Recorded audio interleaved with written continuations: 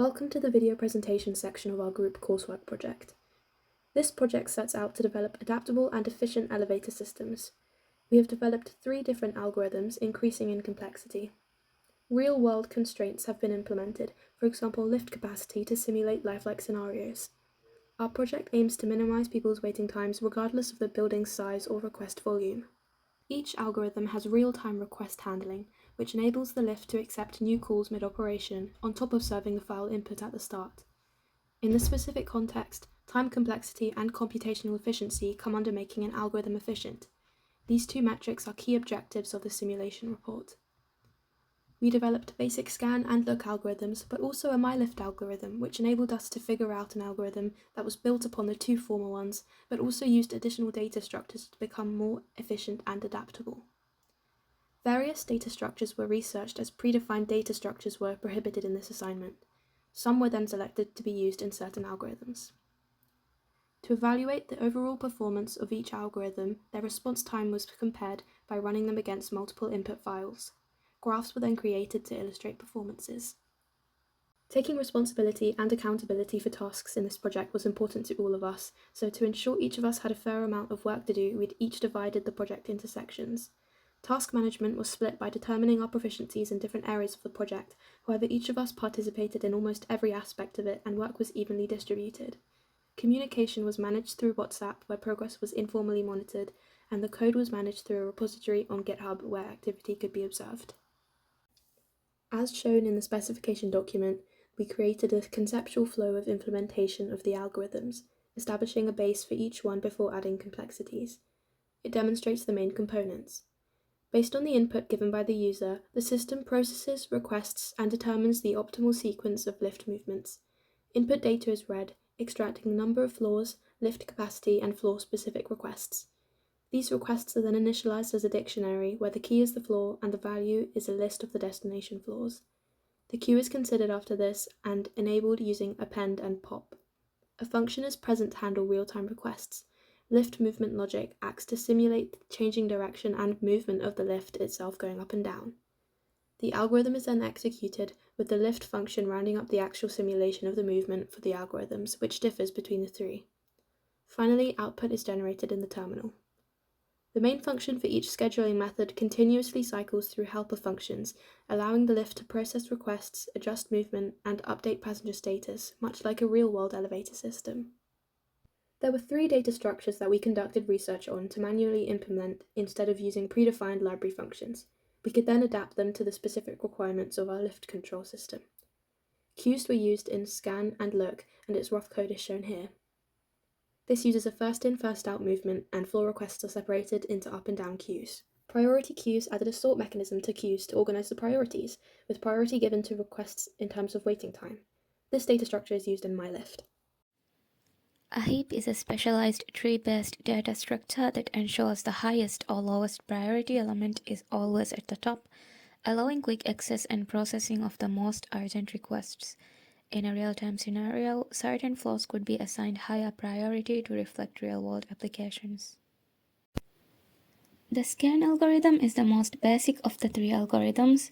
The algorithm has the lift move in one direction and only changes direction when it reaches the bottom or top floors. It serves all requests while traveling in that direction. Its scheduling logic is executed through multiple function calls, which manage direction changes and request completion.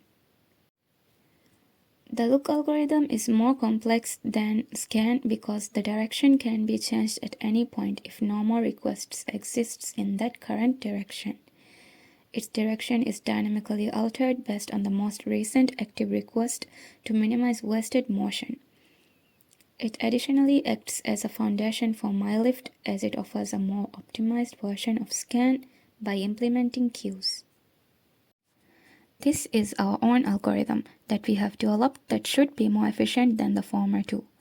It builds upon the strengths of look, introducing a better queue structure of a priority queue, which reduces unnecessary stops and improves overall proficiency. The structure of the generated output is more user-friendly and supports real-time request handling like both previous algorithms.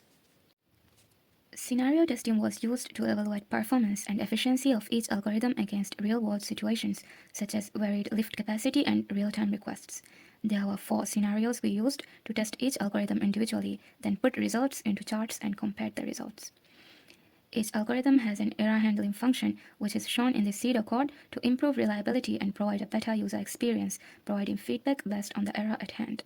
In terms of constraints, each scenario had a lift capacity and number of floors, which was applied uniformly across all 3 scheduling algorithms to objectively assess their performance and determine which one operates most efficiently under real-world conditions. To evaluate the efficiency of the algorithms, we considered the number of stops made and the total number of rounds required to fulfill all requests. In our first scenario, the singular lift has a capacity of 4 people and for a 5-floor building.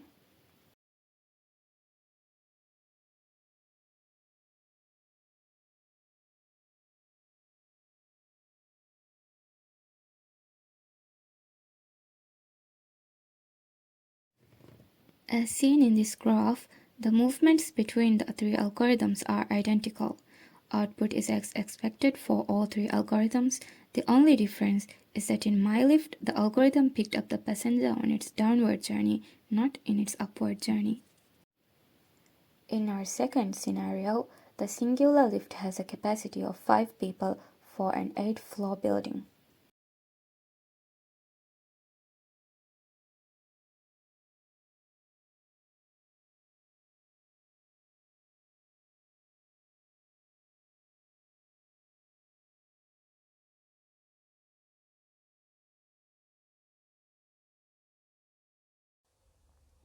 As shown by this chart, my lift finished after 14 transitions between floors, whereas for scan and look, it took 18 transitions.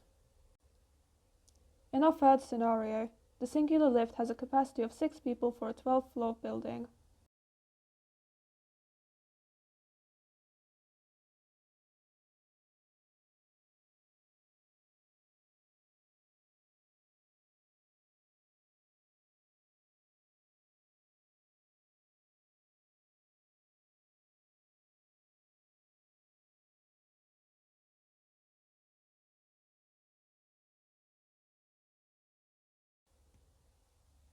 This output is consistent with the expected functioning of the scan algorithm for input3.txt. The scan algorithm was not very efficient with input3.txt. Often, passengers were picked up on the upwards journey when they wanted to travel downwards, and vice versa, meaning that these passengers stayed on the lift for longer than was needed and unnecessarily took up space. The capacity limit had a big impact with this file. Again, the results for look with input3.txt are as expected. Just like the scan algorithm with input3.txt, look also takes 17 journeys to service all of the requests. However, look was more efficient than scan in this case because it could turn around sooner on some journeys if no more requests could be serviced in the current direction. My lift is shown to be the most efficient algorithm for input3.txt, as it only took 13 journeys to service all requests, compared to 17 journeys taken by scan and look. My lift is able to filter out passengers based on the lift's current direction of travel, significantly improving efficiency, especially with scenarios like this, with a high number of requests and comparatively low lift capacity. This is because passengers can be dropped off on the same journey that they were picked up on, freeing up space for new passengers more efficiently than scan and look. As seen in the graph, my lift is the first to complete all requests, being the most efficient, whereas scan is the least efficient as it is the last to fulfill all requests.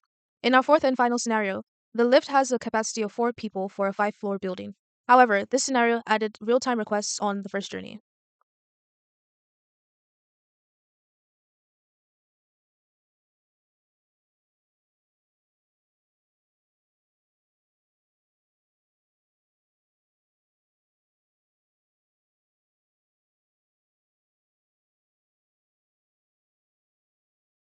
A limitation of our implementation of the scan algorithm is that it adds the requests after the request for the floor that it's added at has already been handled. Therefore, instead of these requests being handled in 2 journeys, it takes 4 journeys to handle all of these requests. Our implementation shares the same limitations as the scan algorithm. Additionally, in this case, scan offers no improvements since each journey involves handling requests at the top floor while going upwards or at the bottom floor while going downwards. The difference between scan and look is most noticeable when requests are grouped around consecutive floors and sparse on others. However, in this scenario, requests are evenly spread across floors, leading to no efficiency improvements when using the look algorithm. In this case, it took 4 journeys to service all requests. My lift is more efficient than both scan and look when there are many passengers relative to the lift's capacity. However, in this scenario, the lift's capacity did not impact the performance. Therefore, passengers' boarding time didn't matter as long as the lift always had the capacity with all 3 algorithms. As shown in the graph, movements are identical in all 3 algorithms, with 4 journeys required to fulfill all requests. The simulation testing showed performance differences among the scheduling algorithms based on 4 different scenarios. My lift was consistently the most efficient, followed by look, with scan being the least optimal. It was found through graphing performances that system efficiency was influenced by minimizing unnecessary movement and prioritizing urgent requests. MyLift achieved peak efficiency by only accepting orders in the direction headed. The simulation report may be referred to for more detailed findings. In terms of limitations, simplified implementations are effective for simulation but lack real world complexity. The scan and look algorithm operate on a queue based scheduling system without priority queues. This is inefficient for real time applications due to a lack of urgency differentiation. MyLift is efficient, however, it only incorporates basic prioritization. In the direction the lift is heading, it is limited by priority queue structure and absence of heap based management. The system also relies on the terminal for input, and a lack of a graphical user interface reduces intuitiveness and user friendliness. As for future improvements, some features were tested during development but not integrated due to time constraints, including a GUI, which would provide an animated visualization of floor transitions and customer capacity, and a multiple lift system, which would improve the distribution of requests, reduce waiting times, and ensure efficient functioning by assigning requests to the nearest available lift. Additionally, a more enhanced data structure could be implemented, introducing dynamic enhancements of request management, efficient prioritization of orders based on waiting times, and maximize passenger satisfaction by minimizing waiting times. This would be enabled by the scheduling system to make it become highly efficient and real-time solution that improves a user experience and efficiency.